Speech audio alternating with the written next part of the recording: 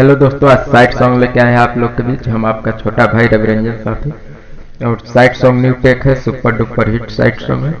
आप लोग सुनिए और प्यार दुलार दीजिए। हमारे चैनल पर नए आए हैं तो सब्सक्राइब, लाइक, कमेंट, शेयर जरूर करिए और चैनल को सब्सक्राइब कर लीजिए। ऐसे ही पर डे डेली सॉन्ग पाने के लिए प्लीज़ सब्सक्राइब तो कर ही लीजिए चैनल को।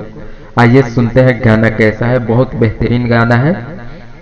प्यार के रोग अब उतारे लगल, बिना खैले जहरिया पसारे लगल। प्यार के रोग अब उतारे लगल, बिना खैले जहरी पसारे लगल।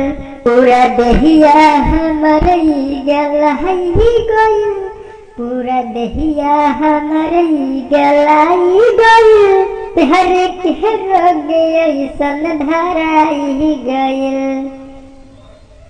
प्यार के रोग अब उतारे लगल, बिना खैले जहरिया फैले लगल। प्यार रोज रोत धोत बीते मोर, कैसे तरपत देखेले बन के कठोर। रोज रोत धोत बीते मोर, कैसे तरपत देखेले बन के कठोर। अब दहिया से दिला निकल लगल, बिना खैले जहरिया पसारे लगल। प्यार के रोग अब उतारे लगल, बिना खैले जहरिया पसारे लगल, बिना खैले जहरिया पसारे लगल। के नजर लगल हमारा ऊपर, अब तो अपन है जिंदगिया से लागत डर।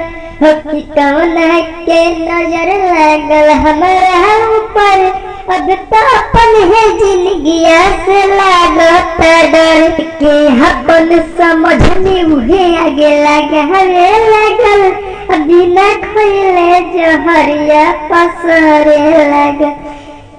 प्यार के ऐसन रोग लग गइल हो, बिना खैले जहरिया पसारे लगल, बिना खैले जहरिया पसारे।